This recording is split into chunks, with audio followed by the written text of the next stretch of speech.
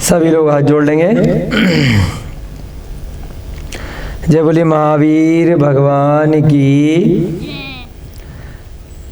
अनंत सिद्ध परमेष्टि भगवानों की, आचार्य भगवान श्रीमद् भट्टारक श्री शुभ चंद्र जी महाराज की, आचार्य भगवान श्री शांति सागर जी महान मुनिराज की, श्री पांडव पुराण ग्रंथ की, महाभारत के प्रेरणादायी प्रसंग की, युधिष्ठिर भीम अर्जुन इत्यादि सभी मोक्षगामी महापुरुषों की, इस ग्रंथ के अनुवादकर्ता पंडित नंदलाल जी विशारद जी की, आचार्य भगवान श्री विद्यानंद जी महाराज की, आचार्य भगवान श्री विमल सागर जी महाराज की, आचार्य भगवान श्री विद्यासागर जी महाराज की, आचार्य भगवान श्री विराग सागर जी महाराज की, आचार्य भगवान श्री वर्धमान सागर जी महाराज की,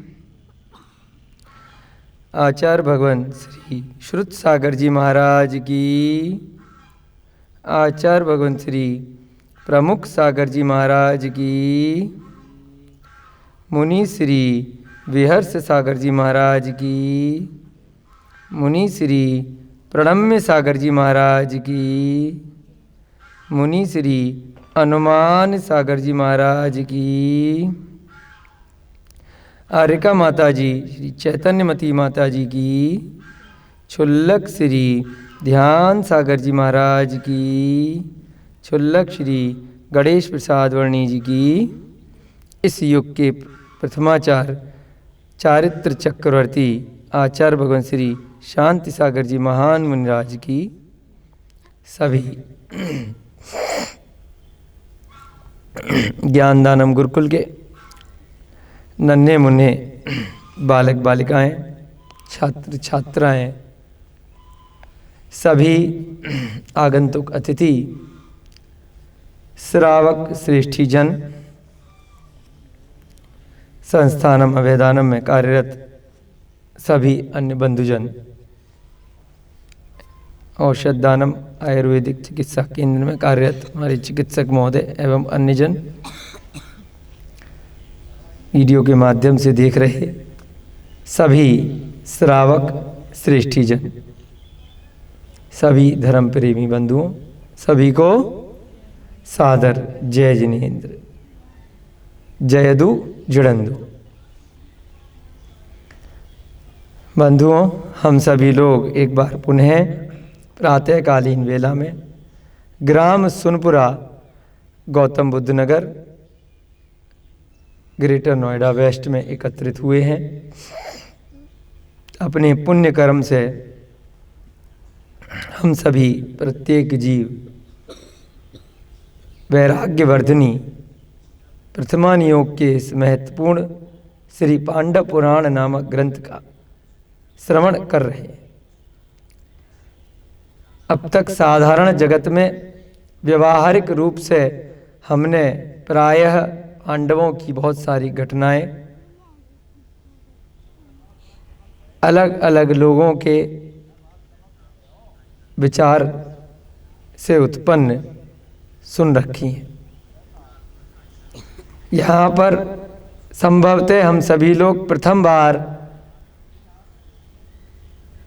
सम्यक दर्शन सम्यक ज्ञान स्वरूपी यह सत्य कथा श्रवण करने का सौभाग्य प्राप्त कर रहे हैं। कल तक की कक्षा में हमने पांडु का और कुंती का वर्णन सुना। कुछ कुछ मिलते जुलते वर्णन, यही नाम यही पात्र हमने पहले भी अन्य प्रसंगों में टीवी के माध्यम से या अन्य कथाओं में हमने देख रखे हैं, सुन रखे हैं। सत्य क्या है असत्य क्या है वह आपको स्वयं अपने विवेक से अपने अनुभव से लगाना होगा। जैन दर्शन अनेकांतवाद और स्यादवाद का दर्शन है, कभी भी किसी का विरोध नहीं करता है।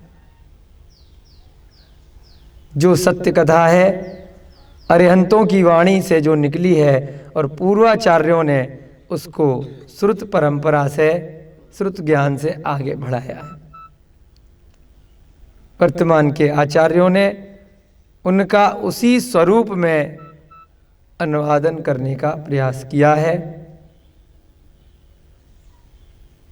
उन कथाओं को भी आपको पढ़ना है, और अगर आपने इधर उधर से भी कुछ सुन रखी हैं तो उनको आपको तुलनात्मक अध्ययन करके अपना विवेक लगाना है कि सही क्या है और गलत क्या है।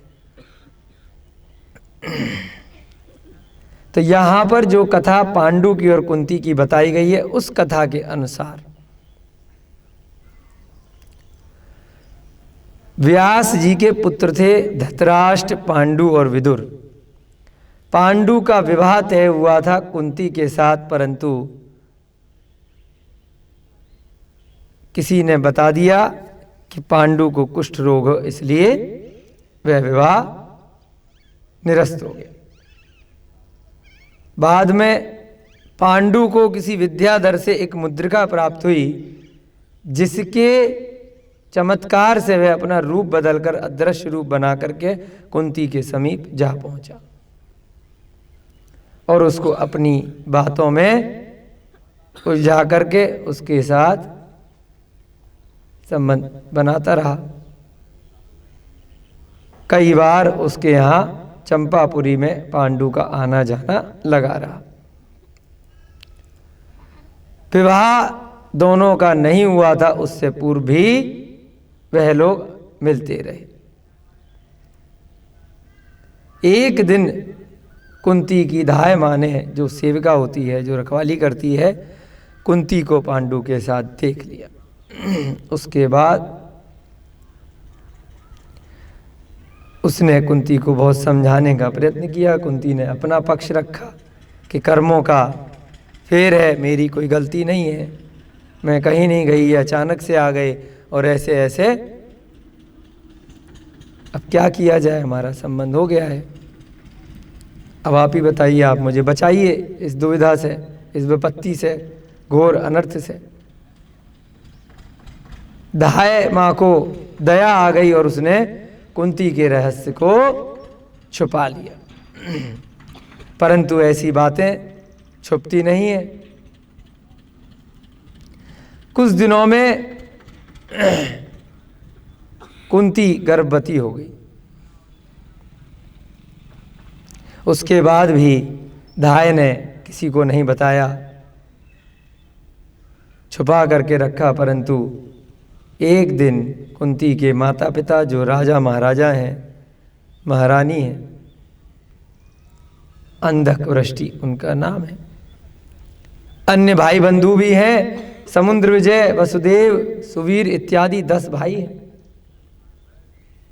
माता पिता को पता चल गया कुंती का शरीर देख करके कि यह तो गर्भवती लग रही।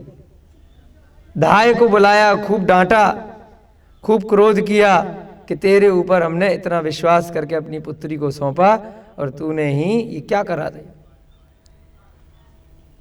तूने पहले हमें क्यों नहीं बताया। दाई खूब घबराई, खूब रोई, खूब उल्हाना दी महाराजा महारानी ने दाई को कि तुम लोगों का कोई भरोसा नहीं है, बहुत मायाचारी है। जैसे नदियाँ अपने किनारे को उड़ा करके ले जाती हैं तूफान के समय, बाढ़ के समय, ऐसे ही तुम लोगों के स्वभाव का कुछ नहीं पता, तुम कब किसको नुकसान पहुंचा दो। तुमने भी हमारे वंश को नष्ट कर दिया। बुद्धिमान पुरुष कभी भी पर पुरुष को और पर स्त्री को एक साथ एकांत में नहीं मिलने देते, फिर तूने ऐसा क्यों होने दिया। इस तरह से बहुत सारी बातें उस दाई को कहीं। अब दाई माँ आने वाली विपत्ति से डरकर थर थर कांपने लगी, खूब रोने लगी, गिड़गिड़ाने लगी। और थोड़ा सा अपने को संभाल करके अपना पक्ष रख करके राजा से कहने का साहस जुटाती है।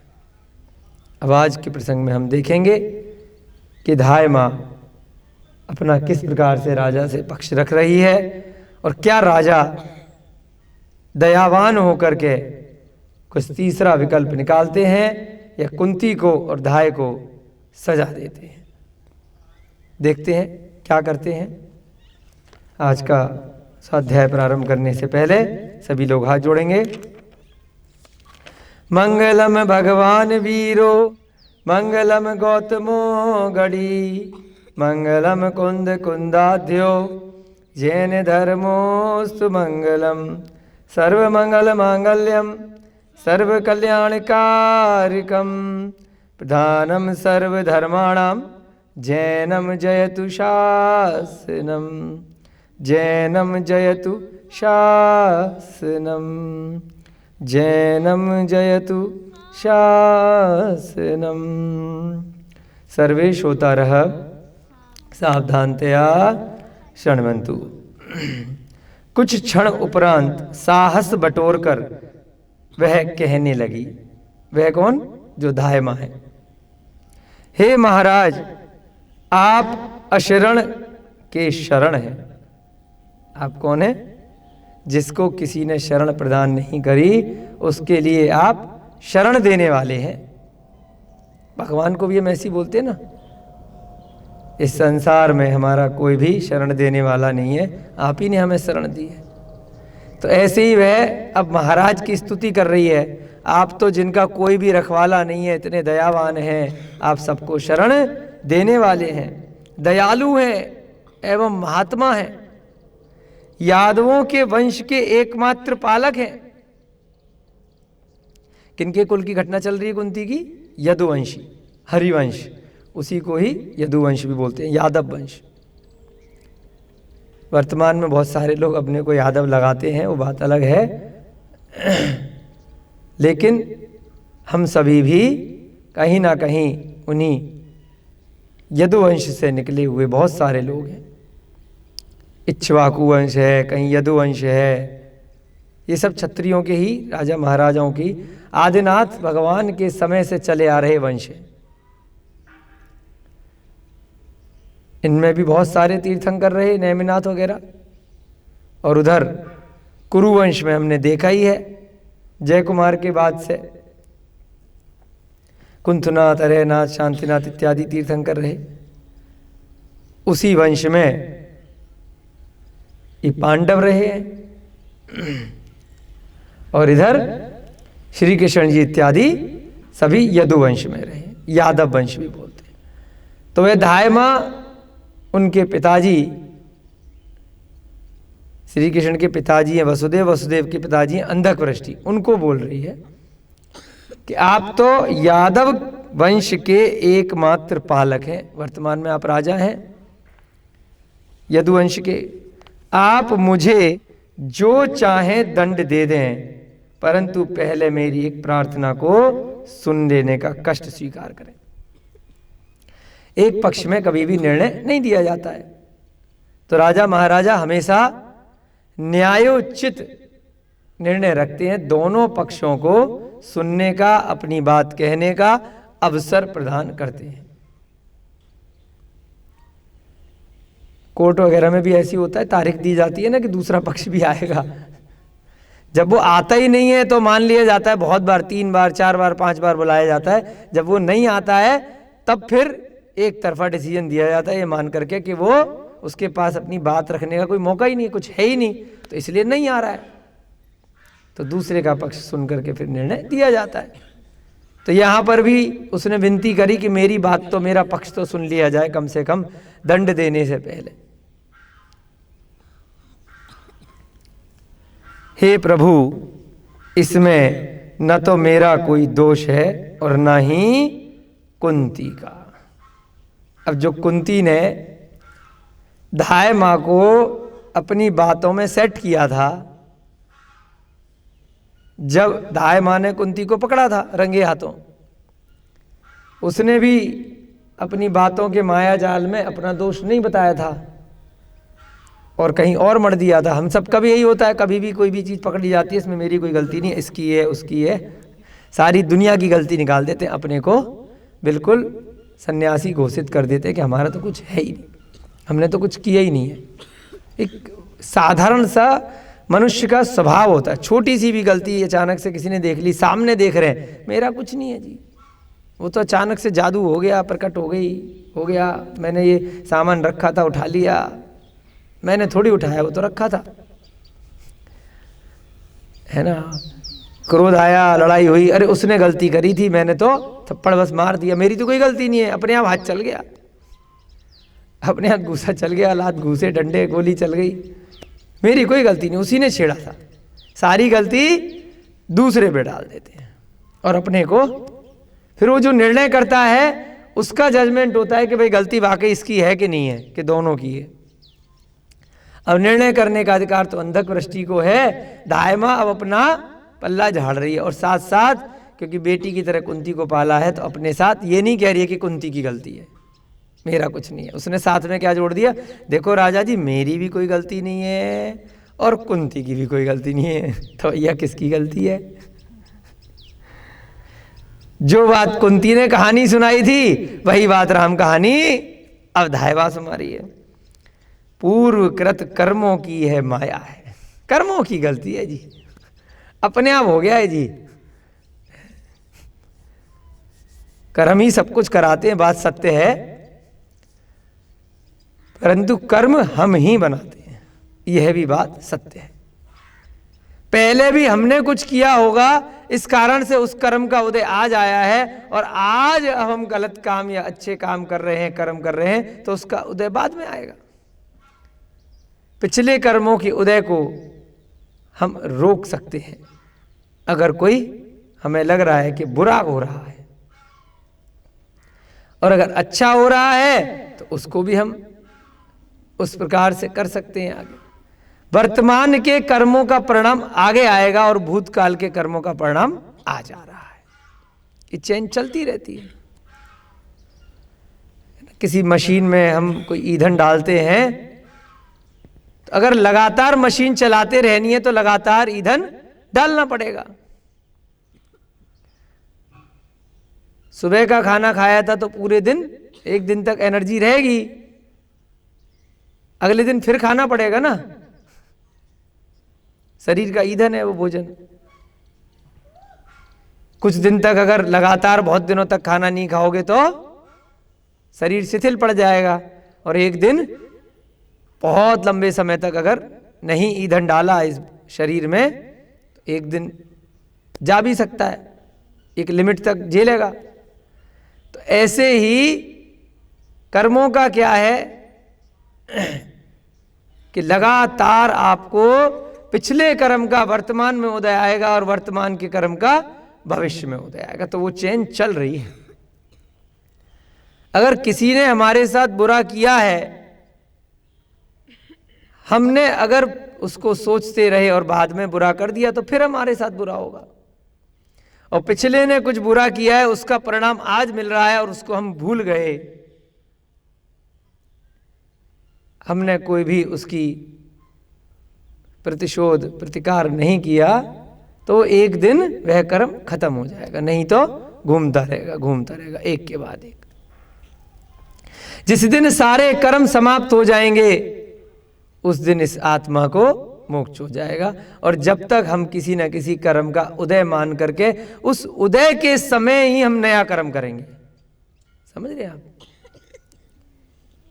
लगातार करते रह रहे हैं हम कर्म, पिछले दिन का खाना आपने खाया, आज उसको पचा रहे हैं, और आज पिछला भी पूरा पचा नहीं है, फिर भी दोबारा से खा रहे हैं ना, सारा बिल्कुल समाप्त नहीं हुआ है, फिर भी नया ले लिया, जिससे कि एनर्जी अगले दिन के लिए फिर आ गई। पिछला वाला धीरे धीरे गया और अगला वाला फिर ईंधन आ गया। ऐसी होता है। घड़ी में हम सेल डालते हैं, लगातार चलानी है तो क्या करना पड़ता है कि उसको सेल खत्म होने से पहले ही चार्ज करते हैं। मोबाइल तो आप लोगों के पास आजकल है, बिल्कुल बैटरी खत्म हो जाती है उससे पहले ही चार्जिंग पे लगा देते हैं, जिससे लगातार चलता रहता है। तो अभिप्राय ये है कि पुराने कर्म अभी हैं और उसके बाद भी हम उन कर्मों के उदय के समय ही नए कर्मों का बंद कर लेते। पुराने कर्म सारे समाप्त होने से पहले किसी क्षण यदि हमने पुराने कर्मों को पूरी तरह से समाप्त कर दिया तो उसी समय मोक्ष हो जाएगा, फिर नई बैटरी चार्ज करने की जरूरत नहीं पड़ेगी, सीधे सीधे सलाह पे पहुंच जाओगे। सारे कर्मों को समाप्त अगर कर दिया तो उसकी विधि बताई गई है, सम्यक दर्शन, सम्यक ज्ञान, सम्यक चारित्र स्वरूप, किस प्रकार से सारे कर्मों को, आठों कर्मों को समाप्त करना है। जो कर लेता है वो भगवान बन जाता है, जो नहीं करता है उस संसार में उसी मोबाइल की तरह घूमता रहता है, घूमता रहता है, घूमता रहता है। ऐसे ही यहां पर धाय मां किसको दोष दे रही है? कर्मों को दोष दे रही है, लेकिन यहां पर अधूरा ज्ञान दे रही है। थोड़ा सा पिछले कर्मों का उदय आया है, बात सत्य है, जिस कारण से हो सकता है कुंती और पांडु का मिलन हुआ है, या उस धाय मां को भी निमित्त बन गया है कि वह देख करके सुन करके भी उस बात को छिपा रही है। परंतु 100% पिछले कर्मों को दोष नहीं दिया जा सकता। उनको वर्तमान की नीति को देख करके, योग्य अयोग्य का विचार कर करके उसको रोका जा सकता है। कोई सामने आपके लिए कोई ऐसी वस्तु आ गई, बहुत कीमती वस्तु है जिसका कोई मालिक नहीं है, पड़ी मिल गई, आप बोलो वो तो अचानक से आ गई थी इसलिए मैंने उसको उठा लिया, कर्मों का दोष है जी, मेरे पुण्य कर्म के कारण से मेरी लॉटरी लग गई, मैंने उठा ली। अब बाद में अगर पकड़े गए, वो चीज आपके पास मिली, कोतवाल ने, वकील ने, जज ने कहा भाई ये चीज तुम्हारे पास मिली है, तुमने चोरी करी। अब वो कह रहा नहीं नहीं, मेरे पुण्य से मेरे को मिली है, मेरा थोड़ी दोष है, कर्म का दोष है, मिल गई मैंने रख ली, यूज कर रहा हूं। मानी जाएगी उसकी बात? बताइए, सजा मिलेगी नहीं मिलेगी? चोर माना जाएगा नहीं माना जाएगा? उसके पास से मिली है, हैं? बताओ आप लोग, माना जाएगा ना। तो वो ये कह सकता है क्या मेरे खाली कर्मों का, मेरे पुण्य से मिल गई वो पड़ी हुई चीज मेरे को इतनी महंगी और मैंने रख ली? क्योंकि योग्य अयोग का विचार करना पड़ेगा। आपने उस मालिक को ढूंढा क्या? आपने कहीं इश्तिहार छपवाया, कहीं बोर्ड पे लिखवाया, कहीं अनाउंसमेंट करवाया कि ये फलाना फलाना अंगूठी मिली है, हार मिला है, कोई कीमती वस्तु मिली है, किसी की तो नहीं है। आपने उसको प्रयोग में ला लिया, आपने उसको संभाल के तो नहीं रखा, और पकड़े गए हो तब भी बता नहीं रहे हो कि मेरी है या मेरे को पड़ी मिली है। वो तो जब सारी बातें पता चल गई, पहचान हो गई, तब कह रहे हो। तो इसका मतलब आपके मन में कुछ दोष है। आपके कर्मों का तो उदय आया जिसके कारण से वस्तु आपको मिल गई, परंतु आपने भविष्य के बुरे कर्म बांध लिए, जब उसको आपने रख लिया, चोरी का ही दोष लगेगा। किसी की पड़ी हुई वस्तु को उठा लेना, उसको प्रयोग में लाना, चोरी का दोष लगता है पूरा पूरा। उसको उठा करके कहीं खोया पाया विभाग में दे दिया, या फिर कहीं ऐसे स्थान पर सुरक्षित रख दिया कि जब भी उसका मालिक आएगा उसको हम वापस कर देंगे, तो उसमें दोष नहीं लगता है। पड़े हुए कहीं पर आपको पैसे मिल गए और आपने सोचा उस पैसे को लेकर के चलो अपने पास ही रखा, किसी को दान में दे आए, मंदिर की गुल्लक में डाले आए, चोरी का दोष लगेगा कि नहीं लगेगा? हैं? बताओ। एक कह रहे हैं कि नहीं लगेगा, एक कह रहे हैं लगेगा।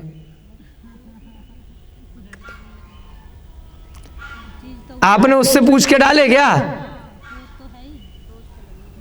आपको संभाल के रखनी चाहिए थे। दान का पुण्य आप लेना चाह रहे हो, पैसे किसी और के, पता है क्या हुआ? पॉकेट मारी किसी की और दान कर दिया, चोरी का दोष लगेगा, उसका कोई पुण्य नहीं लगेगा, पाप लगेगा। साफ साफ लिखा है ग्रंथों में, विवेक लगाना है। तो ऐसे ही धायमा आप किसको दोष दे रही है? न कुंती का दोष है, न मेरा दोष है, कर्मों का दोष है जी। कर्मों के कारण से हो गया, हम क्या करें? माया है ये तो पूर्वकृत कर्मों की। क्योंकि कर्म सांसारिक जीवों को नट बना करके नचाया करता है। अब वाक चातुर्य में अब फंस गई है तो कुछ तो करेगी। पहले कुंती ने फंसाया था, कुंती से पहले पांडु ने कुंती को फंसाया था, अब धाय माँ फंस गई है राजा के चंगुल में, तो वो अपने कुछ तो अपना पक्ष रखेगी। अब राजा को देखना है कि उसकी बातों में आता है कि नहीं आता है। क्या कह रही है? कर्म सांसारिक जीवों को नट बनाकर नचाया करता है। नट क्या होता है?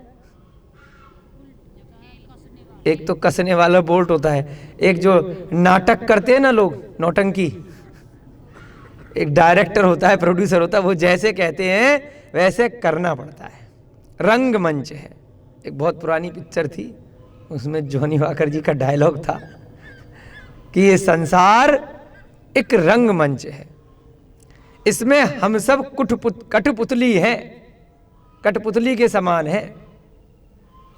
जैसे नचा रहा है हम नाच रहे हैं, और अपना अपना अभिनय करके हम रंगमंच से निकल जाते हैं, अपनी अपनी नाच नौटंकी करके।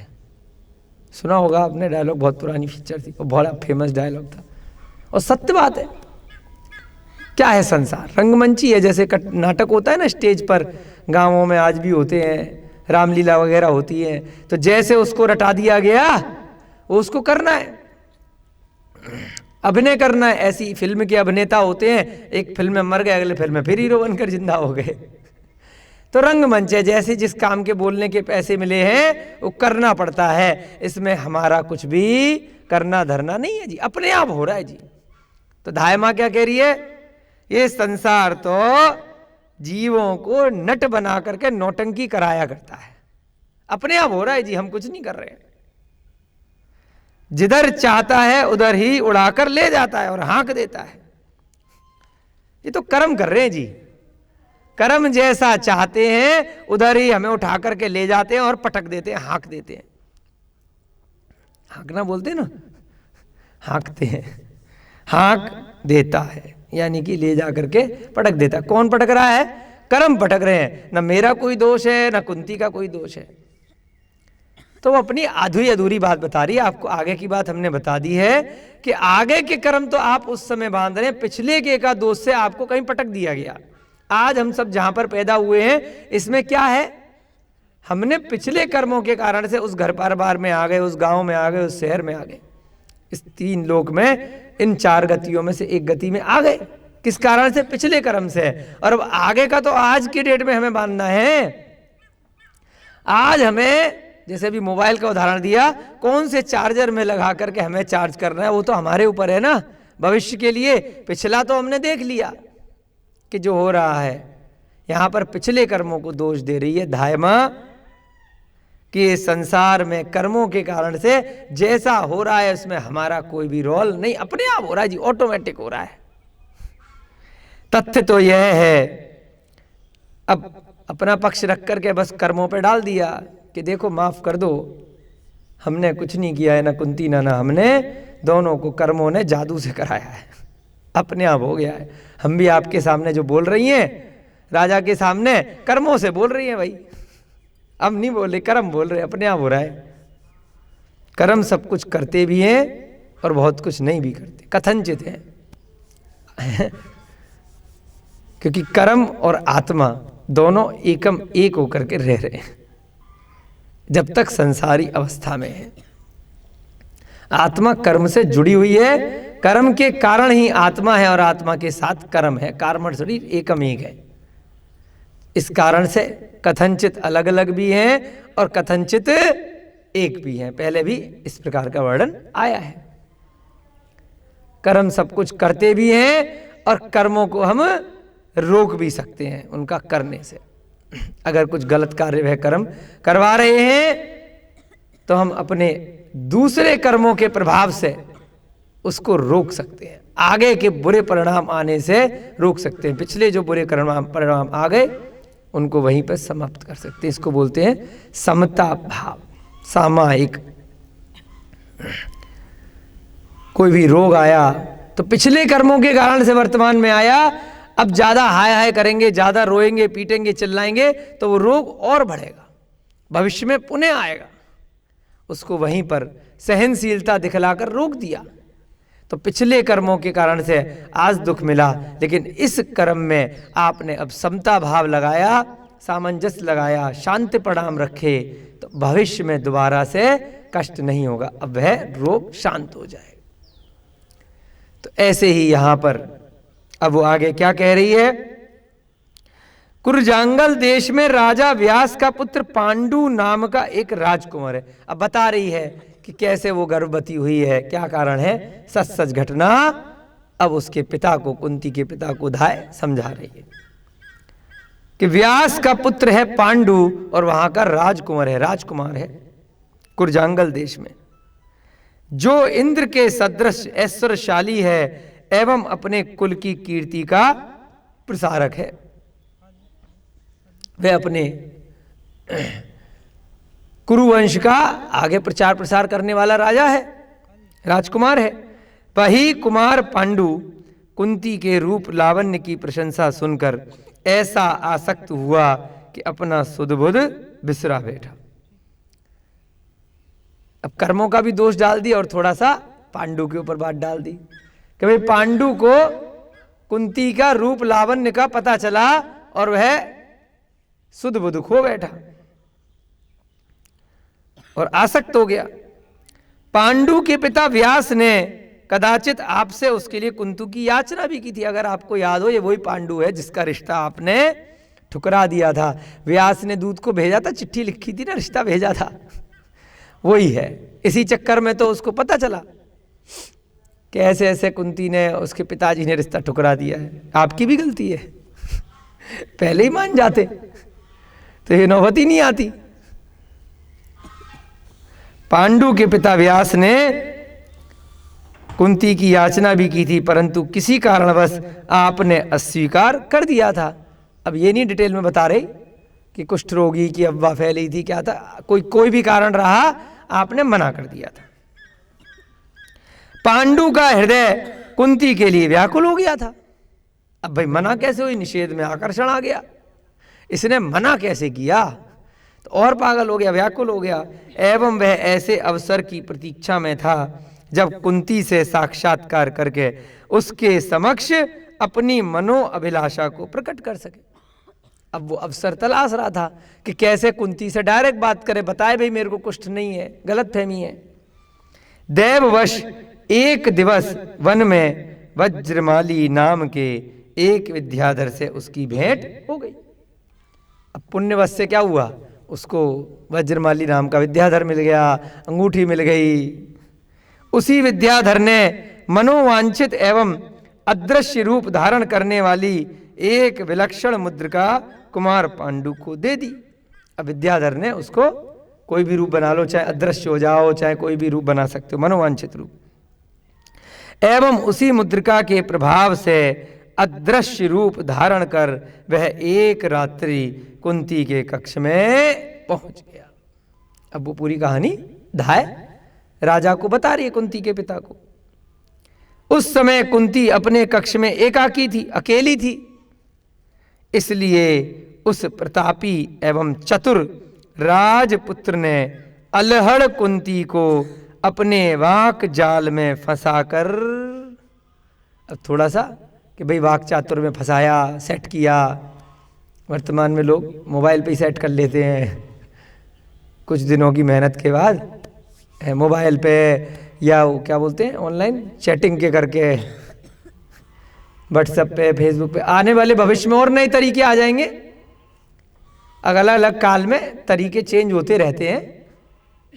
हर काल में ये चीज़ें होती हैं, कभी बात से, कभी पहले फिल्मों में देखते थे हम लोग, चिट्ठी भेजा करते थे, मेरा प्रेम पत्र पढ़कर, है, चिट्ठियाँ भेजा करते थे, फिर चिट्ठियाँ पकड़ी जाती थी। अलग अलग समय में अलग अलग तरीके रहते हैं, लेकिन ये सब हर काल में होता रहता है, आकर्षण बना रहता है। दूर दूर भी लोग रह करके भी प्रेम हो जाया करता है, स्त्री और पुरुष का। मनुष्य पर्याय में, पशु पर्याय में भी होता होगा, त्रियंचों में भी। तो इस प्रकार से अब कुंती क्या कह रही है कि पांडु ने अपने वाक चातुर्य में फंसा लिया। बेचारी नादान थी, अबला नारी थी, इतना उसे ज्ञान नहीं था। अलहड़ बोला इसलिए कुंती को कि मूर्ख है बेचारी। अल्हड़ माने क्या होता है रोता जी? नादान है, बच्चा है, बच्ची है, वो बेचारी फंस गई, जैसे वो जिहादी लोग फंसा लेते हैं। वो भी क्या, तरीका बदल गया है। उसमें दोनों में से एक का दोष नहीं कहा जा सकता कि नादान क्यों है, विवेक क्यों नहीं लगाया, है ना। तो इसलिए दोनों का ही दोष होता है। अब उसने क्या किया, जाल में फंसा करके गांधर्व विवाह कर लिया। यहां पे एक शब्द और जोड़ दिया, धाय माने कि भाई देखो जबरदस्ती कुछ नहीं करी है। विवाह में जैसे स्वयंवर विवाह का उल्लेख आया है, जैसे माता पिता की अनुमति का उल्लेख आया है, ऐसे ही कई ग्रंथों में गांधर्व विवाह भी उल्लेख आया है कि विवाह से पूर्व अगर कोई पसंद आ जाए तो अगर आप प्रूव कर दो कि स्त्री और पुरुष ने साक्षी मान करके किसी को भी, अग्नि को, देवताओं को, भगवान को, उसने प्रॉपर विवाह किया, सिंदूर भर दिया या अन्य प्रकार से एक दूसरे को साक्षी मान करके, कल को कोई भी बात होगी तो हम कह देंगे फला फला इस तारीख को हम लोगों ने गांधर्व विवाह किया था। गांधर्व विवाह आप लोगों ने हो सकता है पहले भी सुना हो शब्द, तो ये भी आया है 8 तरह के विवाह में। ये गांधर्व विवाह का मतलब वही होता है जब पकड़े जाएंगे तब कह देंगे हम तो शादीशुदा हैं, हम नाबालिग नहीं है, गर्लफ्रेंड बॉयफ्रेंड नहीं है, हमने तो जी विवाह करा था। अब पकड़े गए तो क्या करेंगे, अब किया हो नहीं किया हो तो एक तरीका बता दिया गया है।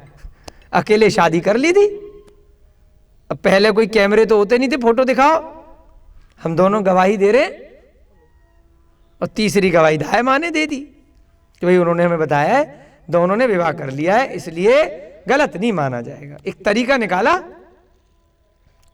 कि भाई विवाह से पूर्व संबंध बनाए हैं तो सजा मिलेगी, और एक विवाह में गांधर्व विवाह का भी नाम आया है, तो उसमें फिर जो स्त्री को जो राइट मिलते हैं पूरे राइट मिलेंगे। विवाह उसने दोनों ने कबूल कर लिया ना कि वो विवाहित मानी जाएगी। इस प्रकार से गांधर्व विवाह उन दोनों ने वहां पर कर लिया अकेले में ही।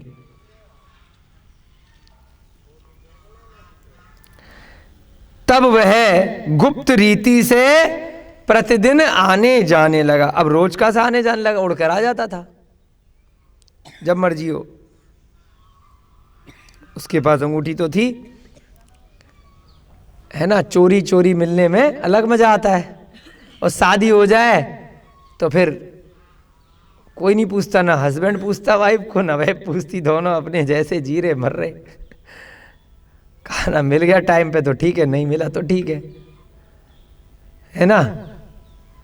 तो शादी से पहले अलग तरीके से छुप छुप करके जो मिलते हैं ना, डर डर करके, इस कारण से अब वो पता नहीं कितने दिन की अंगूठी है, कब मिल पाएंगे कि नहीं मिल पाएंगे, तो अब वो हर रोज सा आना जाना करने लगा। कौन?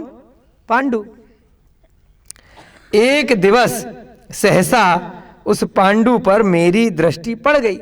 एक दिन मैंने देख लिया उस पांडु को, एवं मैंने जब उसके संबंध में कुंती से जिज्ञासा करी, तब उसने मुझे जैसा विवरण दिया था वही मैंने आपसे आज कहा है।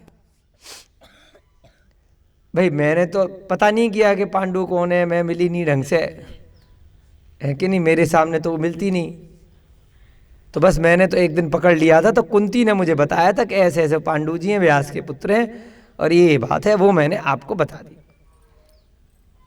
अपने वश भर इस रहस्य को मैं अब तक गुप्त रखी रही। जितना वश भर माने जितना मुझसे हो पाया, मेरे वश में जितना था, मैंने इस रहस्य को कुंती के कहने से गुप्त में रख लिया, पर अब यह मेरी सामर्थ्य के बाहर हो गया। मैंने उसकी रक्षा करने का वचन दिया था, इस कारण से अब वो फंस गई थी बेचारी। आप दंड देते, पता चल जाता, इसलिए मेरे से गलती ये हो गई कि मैंने ढिंढोरा नहीं पीटा। राजकुल की मर्यादा के लिए, आपके मान सम्मान के लिए मैंने वही बात को दबा करके रखा, परंतु अब आपने खुद ही देख लिया तो मेरे सामर्थ्य के बाहर हो गया है। अब इस संबंध में आपका जैसा विचार हो वैसा निर्णय करें। अब मुझे दंड देना है तो दे दो, फांसी देना है, अब भाई मैंने अपना पक्ष रख लिया, इससे ज़्यादा मुझे कुछ नहीं कहना है। जैसा न्यायाधीश आप राजा हैं, आप जो आदेश करेंगे अब हमें स्वीकार होगा। अब क्या कर सकते हैं, अब तो फंस गए, क्या रोएंगे पीटेंगे चिल्लाएंगे। अब एक शब्द यहां पे जोड़ दिया जो महत्वपूर्ण था कि दोनों ने गांधर्व विवाह कर लिया है, ये उसने जोड़ दिया, जिससे कि कुछ चांस है कि शायद अब दंड नहीं मिले कि भाई शादीशुदा है और विधान है, ऐसा हो सकता है। धाय का विवरण सुनकर राज दंपत्ति भी सोच विचार कर इस निश्चय पर पहुंचे। अब दोनों ने डिस्कस किया, कई बार होते ना दो जज होते हैं, अयोध्या का मैटर हुआ था तो बहुत सारी कमेटी बनी थी, तो एक आदमी का निर्णय नहीं चलेगा, कई सारे लोग बैठेंगे, सब मीटिंग करेंगे कि भाई क्या किया जाए। अब बच्चों से रिलेटेड निर्णय होता है तो पति पत्नी दोनों को देखना पड़ता है ना। फिर बीच का रास्ता एक आदमी दूसरे को कन्विंस करता है, एक को पसंद है, एक रिश्ता नहीं पसंद है, क्या निर्णय लेना है, फिर दोनों बीच के रास्ता निकालते हैं। दोनों दंपत्ति सोच विचार करके इस निश्चय पर पहुंचे कि इस रहस्य को अत्यंत गुप्त रखा जाए, क्योंकि इसका अगर ढिंढोरा पीटेंगे तो बेटी भी मारी जाएगी और जो पुत्र होने वाला है वो भी मरेगा, ये भी मरेगी, और हम भी पूरे राज्य में शक्ल दिखाने के लायक नहीं रहेंगे। हम कहाँ जाएंगे अभी? ऐसे में जाकर के कोई सन्यास थोड़ी लेता है। सन्यास कैसे लेते? राजा महाराजा बड़े जोश के साथ में लेते हैं, अच्छे से किसी राजकुमार को, पुत्र को राज्य दे करके फिर जाते हैं। ऐसे ठगा सा महसूस करके बदनामी के साथ नहीं जाते, है ना। तो इसमें तो उनकी भी बदनामी है स्वयं की, कोई शान थोड़ी है।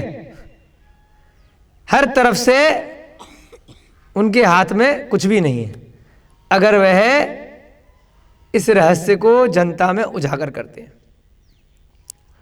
तो इसमें राज्य की भी भलाई नहीं है किसी भी प्रकार से।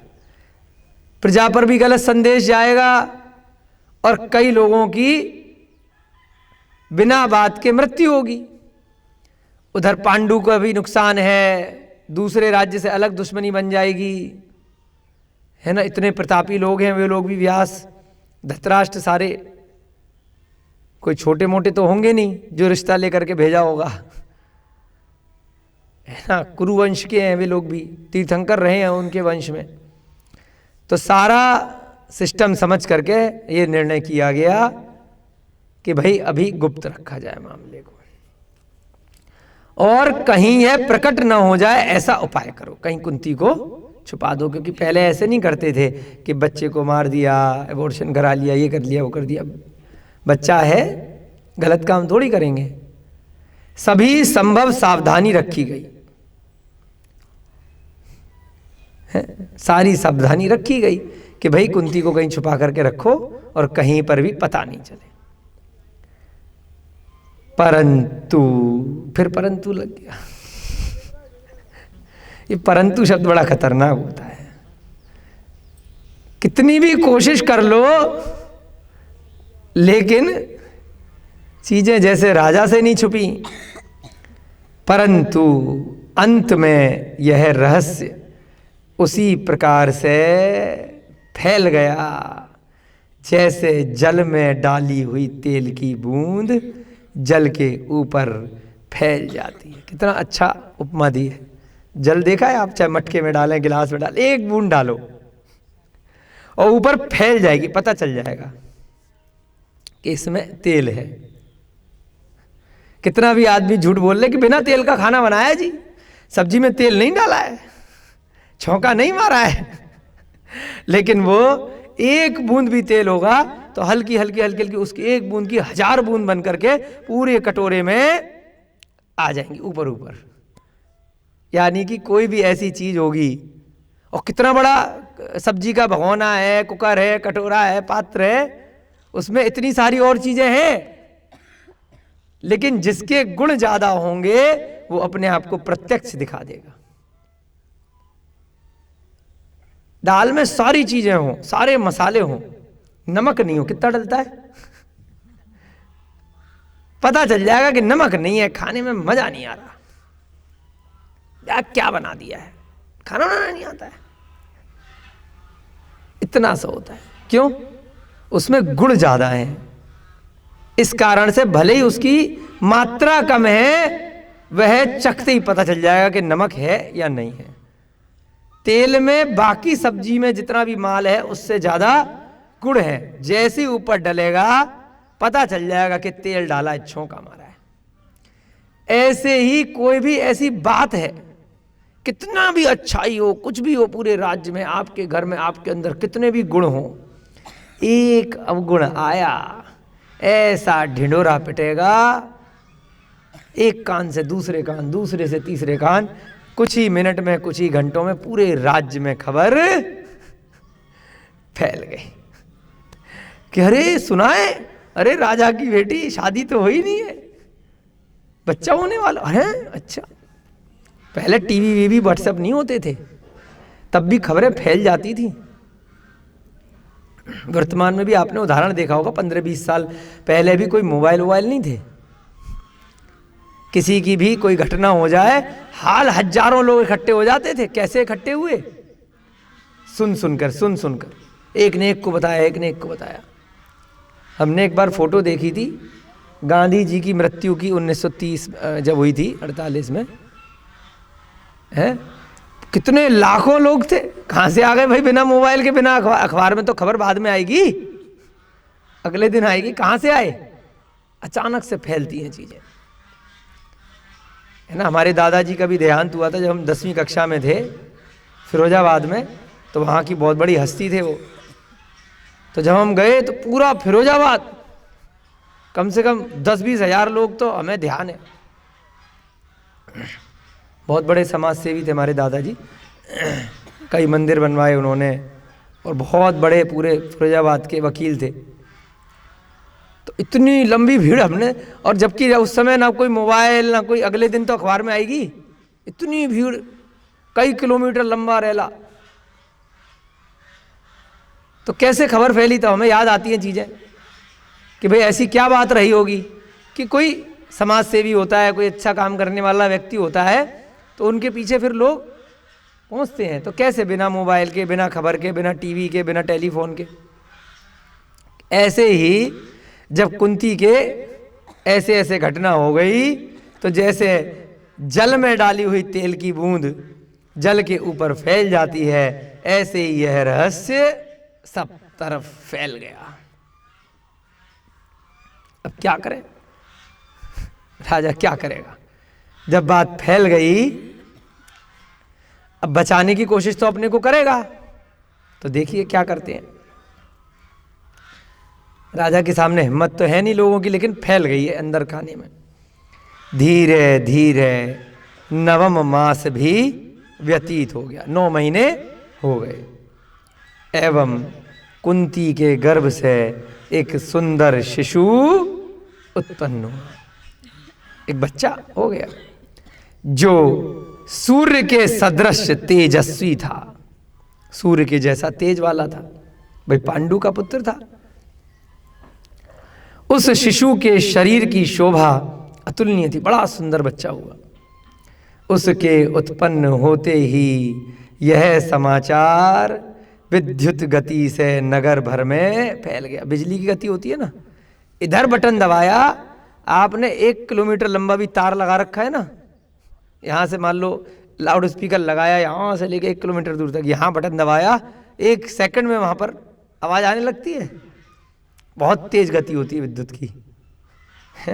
बिजली कहाँ बनती है?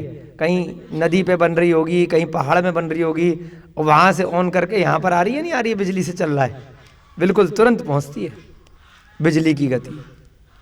ऐसे ही जो आसमान में बारिश में बिजली चमकती है, कितनी झटके से चमकती है, यहाँ तक उसका असर तुरंत दिखाई देता है, बिजली गिर भी जाती है। तो बिजली के करंट की भांति वह समाचार पूरे नगर में फैल गया कि कुंती के बच्चा हो गया बिना शादी के। अच्छा, परंतु फिर परंतु लग गया। राजदंड के भय से सार्वजनिक रूप में चर्चा करने का साहस कोई नहीं कर सका। फैल सब में गई, छुप छुप करके पान की दुकान पे, परचूनी की दुकान पे, गली मोहल्लों में जहाँ मौका मिलेगा। यहाँ पर भी होता है ना, अपनी संस्था में हम देखते हैं, वहाँ उधर ग्रुप बन जाता है, शाम के 6 बजे के बाद इधर एक ग्रुप बन जाता है। और जो बातें हम तक नहीं आती, महीने भर बाद आती हैं, पता चलता वो तो 2 महीने सबको पता है, एक एक आदमी को पता है कि ऐसा हो रहा था यहाँ पे गांव में। अरे हम तक तो बहुत बाद में पहुंचती है, 1-2 महीने बाद, और सबको पता होती है, सारे एक एक बंदे को। कोई भी छोटी मोटी कुछ भी बात होती है, गॉसिपिंग की, गप्पूबाजी की, सबको पता होती है। तो लेकिन राजा को जाकर के नहीं बताते हैं कि राजा जी हमको पता है तुम्हारी बेटी के बच्चा हो गया बिना शादी के। न मंत्री जिक्र कर रहे, न प्रजा में, प्रजा को सबको पता है, एक एक आदमी को, कोई नहीं बचा कि कुंती के बच्चा हो गया है। लेकिन अरे राजा के सामने कहेंगे पता नहीं, उनकी अपनी बेटी है, क्या डांट दे क्या कर दे, डर लग रहा है।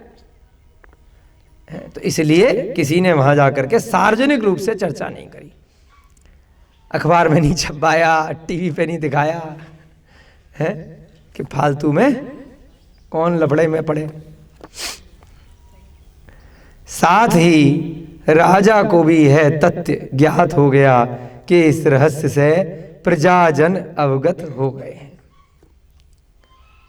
डायरेक्टली कोई नहीं बोल रहा है, अब राजा कोई मूर्ख नहीं है, हमारे घर की बात है, किसी ने बता दी कि सबको मालूम है राजा जी, अब देखो कुछ करो, बहुत दिक्कत आ जाएगी। राजा को भी पता चल गया कि अब जो है कुंती के बच्चे की खबर राज्य में सबको पता है। अब काम धंधे में मन नहीं लग रहा था, टेंशन हो गई, कैसे मुंह छुपा करके राजा बन के कैसे कार्य करेंगे।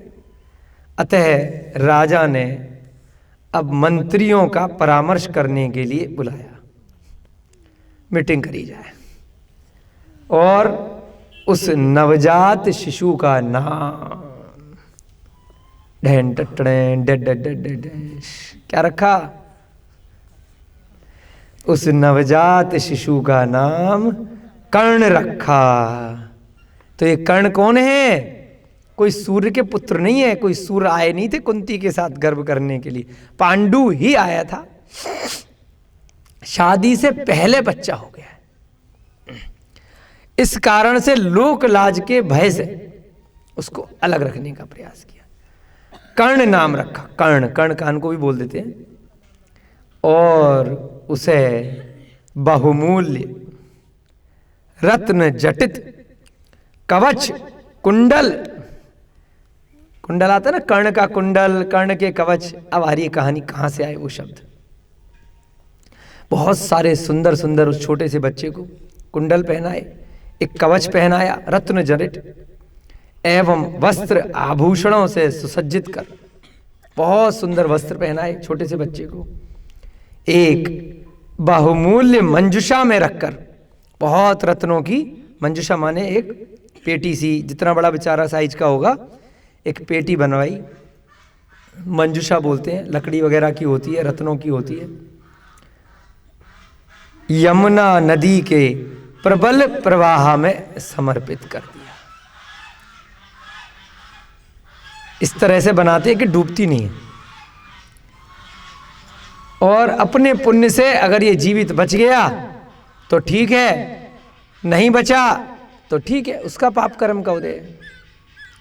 परंतु लोक लाज के भय से राजा महाराजा बहुत सारे लोग ऐसे कार्य किया करते थे।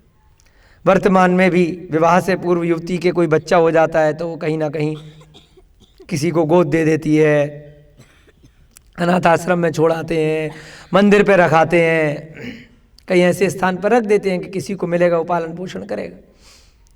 अब राजा महाराजा कहाँ रख करके आते हैं? अपने नगर के बाहर, कहीं विदेश में तो रख के आएंगे नहीं, अपने नगर के मंदिर में रखेंगे। पता चल जाएगा इतना सुंदर है, राजा का पुत्र है, किसको दे, कहाँ दे?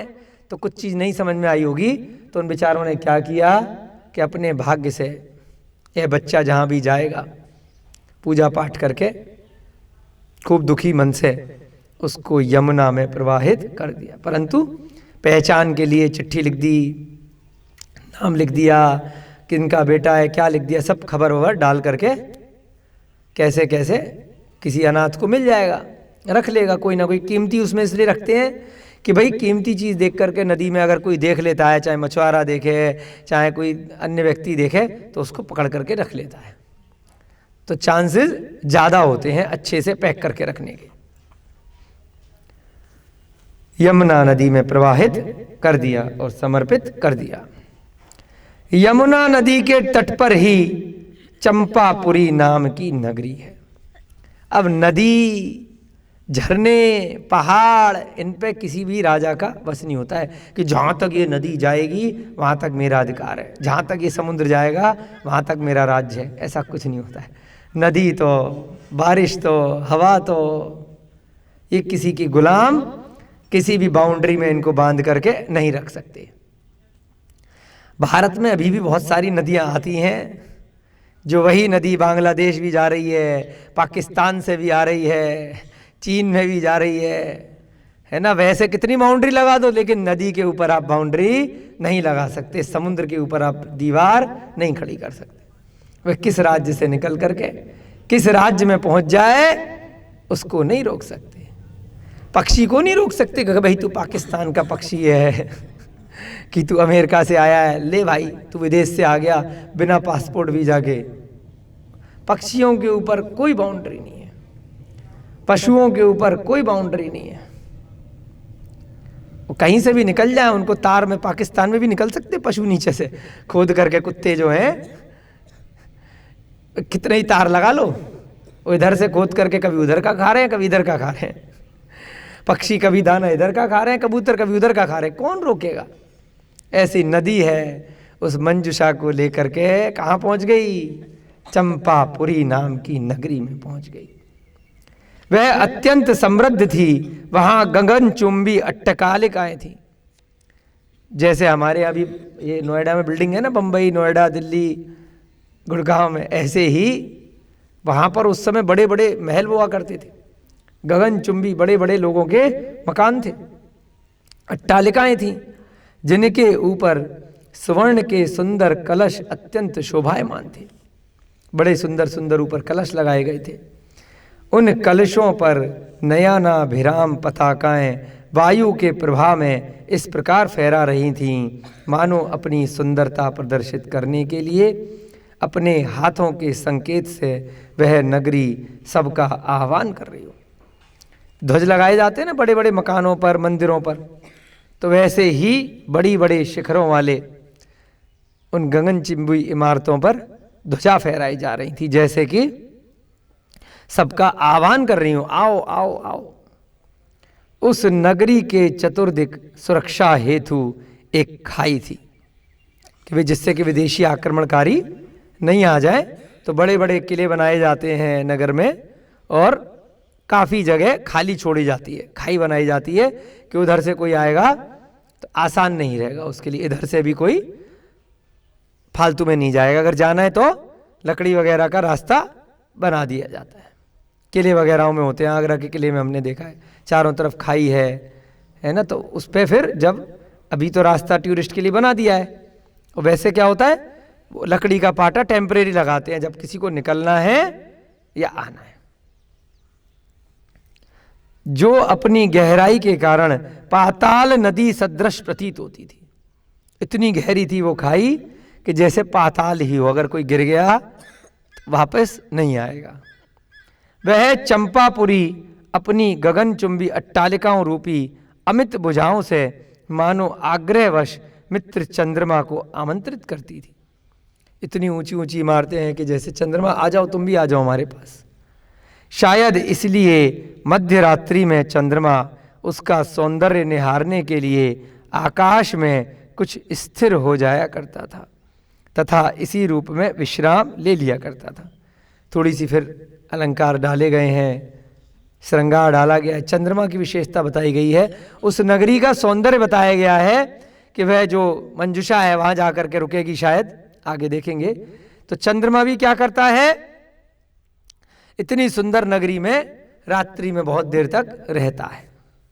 ऐसी वह चंपापुरी नगरी है। सारांश यह है कि चंपापुरी समृद्धि एवं सुरम्यता में स्वयं कुबेर की अलकापुरी से प्रतिस्पर्धा कर रही थी। पहले भी कई बार उपमा दी है बहुत सुंदर सुंदर राज्यों की, नगर को, कि जैसे स्वर्ग में इंद्र की अलकापुरी होती है, इतनी सुंदर वह चंपापुरी थी।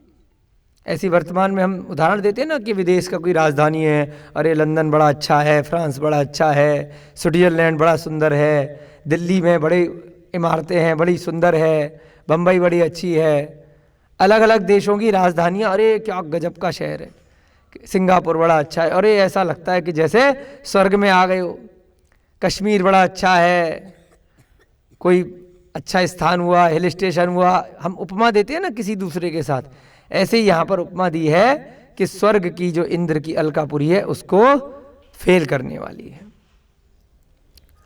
उसी चंपापुरी में वास पूज्य भगवान के दो कल्याणक गर्भ एवं जन्म कल्याणक हुए थे।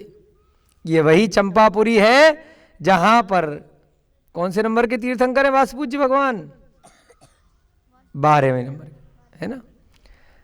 अभी कौन से भगवान के समय की कथा चल रही है? ये पांडवों की 22वें। तो चंपापुरी ये वही चंपापुरी है जहां पूर्व काल में वास पूज्य भगवान के गर्भ और जन्म कल्याणक हुए थे। गर्भ भी हुआ है और जन्म भी हुआ है। एवं अनेकों भव्य जीवों ने उस चंपापुरी के चतुर्दिक स्थित वनों में दीक्षा धारण कर योग साधना की है एवं अंत में मोक्ष सुख को प्राप्त किया है। इतनी बेहतरीन वो चंपापुरी है कि हजारों लाखों करोड़ों मुनियों ने अनंत काल में अनंत लोगों ने उस चंपापुरी से मोक्ष को भी प्राप्त किया है। चंपापुरी के पास में जो वन है, जो जंगल है, वहाँ ध्यान लगाया है और वासपूज्य भगवान के दो कल्याणक हुए। इतनी सुंदर वह चंपापुरी। कहने का तात्पर्य यह है कि वह चंपापुरी पुण्य स्थली है, बहुत अच्छा स्थान है। वहाँ के निवासी अत्यंत ऐश्वर्यशाली थे एवं नारियां अपनी देह यष्टि की आभा से चंद्रमा को भी तिरस्कार करती थी। बहुत पुण्यशाली लोग वहाँ जन्म लेते हैं। नारियां भी अति सुंदर हैं कि चंद्रमा भी उनके सुंदर रूप लावण्य को देख करके फेल हो जाए, शर्मा जाए, तिरस्कृत फील करे, क्योंकि उनके मुख रूपी चंद्रमा के प्रकाश से ही समस्त नगर आलोकित रहता था। नारियां इतनी सुंदर हैं कि उनके मुख पे जो चंद्रमा है उससे ही रोशनी हो जाती थी। कहते ना, पहले भी सुनाया था, जिसकी बीवी इतनी गोरी तो लाइट का क्या काम है, तो चंद्रमा का क्या काम है। इतनी सुंदर है उस नगर की स्त्रियां। ये भी एक श्रृंगारवश दिया गया है। वहाँ हमारी कथा के समय सदैव धार्मिक क्रियाकलाप होते रहते थे। इसी से चैन की बंशी बजा करती थी एवं दुख का कहीं लवलेश भी नहीं था। वहाँ हमेशा क्या होता था? हमेशा लोग धर्म भी करते थे, धार्मिक क्रियाकलाप करते थे, जिस कारण से किसी को कोई दुख नहीं आता था, कोई क्लेश नहीं होता था। सब चैन की बंसी बजाते थे। चैन की बंसी, जैन की बांसुरी, चैन की बंसी, शांति से रहते थे, सब खुश रहते थे। इस नगरी के राजा का नाम था भानु। क्या नाम था? भानु भैया हमारे यहाँ भी है ना, तीर्थंकर लेनी पे, यहाँ पे थे पहले। तो भानु जी थे वहाँ के राजा। वह न्यायपरायण, विचारशील, उदार चेता एवं पुण्यात्मा था। उसकी विशेषता बताइए। बड़ा अच्छा राजा था, न्यायशील था, विचार से सब काम करता था, उदार चेता था, पुण्यात्मा था। भानु अर्थात सूर्य। भानु सूर्य का पर्यायवाची शब्द है। अब नाम तो किसी का भी रख दो। अब किसी का नाम मैथिली रख दिया तो ये मतलब थोड़ी है कि सीता हो गई। मैथिली, सीता, जानकी, अलग अलग नाम, अलग अलग पर्यायवाची होते हैं। सूर्य को भानु भी कहा जाता है। तो इससे आपको समझ में थोड़ा थोड़ा आ रहा होगा कि कर्ण को सूरज जी का ही पुत्र बना दिया। चंपापुरी के राजा का नाम है भानु। भानु अर्थात सूर्य के सदृश उसकी देह की कांति थी। इतना सुंदर था कि जैसे सूर्य में प्रकाश होता है, ऐसे ही उसके शरीर में भी बहुत प्रकाश था, बहुत तेज था। और भानु का पर्यायवाची होता है सूर्य, जिसे देखते ही शत्रु समूह दग्ध होकर भस्म हो जाया करता था। उसको देखते ही डर जाते थे, कोई शत्रु आते नहीं थे उसके सामने कि ये तो वैसे ही अपनी कांति से ही लपेट लेगा, भस्म कर देगा, इतना तेज है इसके अंदर। तो शत्रु समूह दूर ही रहते थे। रात्रि में सूर्य की कांति तो विनिष्ट हो जाया करती थी, परंतु राजा भानु की कांति अहरनिश यानी रात्रि दिवस एक समान रहती थी। जैसे कोई रत्न होता है ना, चमकता है रात में भी, हीरा होता है, रेडियम होता है, रात में भी चमकता है, धातु जो होती है। तो ऐसे ही सूर्य तो छुप जाता था दिन के बाद, परंतु भानु के शरीर का प्रकाश ऐसा था कि रात्रि में भी अहरनिश माने निशा और दिन दोनों समय वह प्रकाशमान रहता था। सूर्य के सदृश उसका उदय अस्त नहीं होता था, यानी सूर्य तो शाम के बाद अस्त हो जाता है, परंतु वह सदैव अपने प्रचंड तेज से दसों दिशाओं को आलोकित रखता था। 10 प्रकार की दिशाएं, 10 दिशाएं कैसे, पहले ही बताई थी आपको। 4 तो उत्तर दक्षिण पूरब पश्चिम, 4 इनके कोने, ईशान नेतृत्व वायव्य आग्नेय, 4 ये हो गए, और 4 2 ऊर्ध्व दिशा और अधो दिशा, 4 और 4 8 और 1 ऊपर और 1 नीचे, इस प्रकार से 10 दिशा होती है। तो 10 दिशाएं उसके प्रकाश के कारण, उसके तेज के कारण से आलोकित रहती थी। उसकी दानशीलता के समक्ष कल्प वृक्ष की महत्ता को भी जैसे याचक विस्मृत कर बैठते थे। बहुत दानवीर था कौन, भानु, कि जैसे कल्प वृक्ष होते हैं भोग भूमियों में, जो मांगो वो मिल जाता है। 10 प्रकार के कल्प वृक्ष होते हैं, तो उन 10 प्रकार से आपकी सारी इच्छाओं की पूर्ति हो जाती है। तो ऐसे ही वह राजा भानु जो भी याचक होता था उसको मुंह मांगा दे देता था। कामधेनु के स्वरूप ही वह सबकी इच्छाओं को पूर्ण किया करता था, कि जैसे कामधेनु होती है गाय, जो मांगेगा वो मिलेगा, ऐसे ही सारी इच्छाएं भानु सबकी पूरी कर देता था। सारांश में वह समस्त गुणों का आगार था। वीरता, विद्युता, दयालुता, प्रजावत्सलता एवं कर्तव्य परायणता उसमें कूट कूट कर भरी हुई थी। इतने सारे गुण उस भानु के अंदर थे। प्रजा पे बड़ा दयावान था, वात्सल्य रखता था, दयालु था, विद्वान भी था, वीर भी था, और कर्तव्य परायणता उसके अंदर कूट कूट कर भरी हुई थी। ऐसा चंपापुरी का राजा भानु,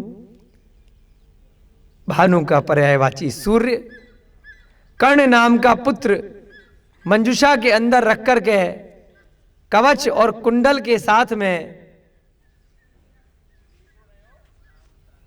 कुंती के मन को दुखी होने के बाद भी उसके पुत्र को उसके पिता ने मंत्रियों के परामर्श से, लोक लाज के भय से उसको विवश होकर के यमुना नदी में बहा दिया, और वो मंजुषा धीरे धीरे चंपापुरी में पहुंच गई। और चंपापुरी में इस प्रकार से भानु नाम का राजा परम प्रतापी राज्य कर रहा है। आगे हम देखेंगे कि क्या होता है, कर्ण किसको मिलता है, जीवित रहता है या मरण को प्राप्त होता है, उसका भविष्य क्या होता है। ऐसी सत्य कथा को हम लोग कल आगे जारी रखेंगे। आज आपका समय हो रहा है। जय बोले महावीर भगवान की, अनंतानंत सिद्ध परमेष्ठी भगवानों की, आचार्य भगवान श्री शांति सागर जी महाराज की सभी को सादर जय जिनेन्द्र, जय दू जड़न दो।